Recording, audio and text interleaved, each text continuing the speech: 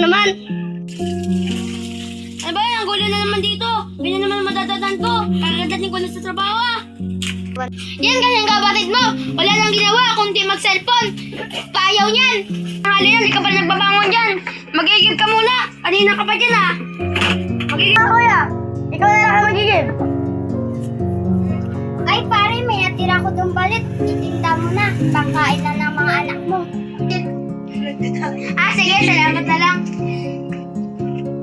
Balot, balot, balot, balot. Kaya kayo ng balot. Balot, balot, balot. Balot, balot, balot, balot. Napili po balot. Ilan? 2. Sige po. Ito po balot. Salamat po. Ito po yung mahal ko. Salamat.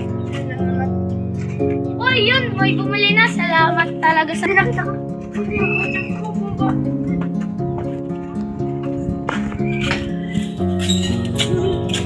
Ikaw pong balot? Oo, 2. Ito po. Salamat. Uy! Ubos na! Salamat! May tanong?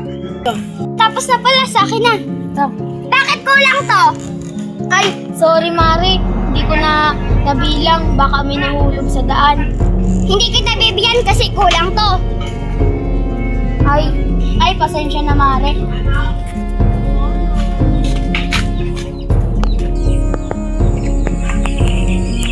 Paano dito ka pala? Hindi ka malungkot? Nakulang kasi yung mga benta ko doon. Kaya hindi ako binigyan ng Mari. Bakit? Nagpinta-pinta ka, nainitan ka, tapos wala sa'yong bibigay. Tanungin ko nga yun.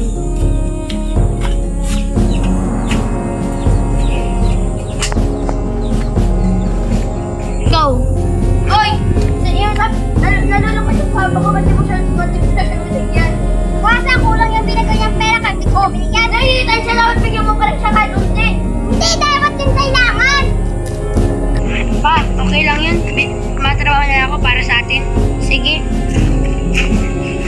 Sabi mo, kaya na pala yan pa. Kamama yung pamilya ko, nag-iarap-irap para sa akin. Hoy, Bunso, puro magsisi ka na sa lahat ng ginawa mo. Puro ka na ng cellphone ah. Wala ka nang ginawa. Kuya, Papa, pasensya na sa mga nagawa ko. Patawarin niyo ako. Anak, pinapatawad na kita. Pinapatawad na kita, Bunso, kahit anong ginagawa mo sa amin.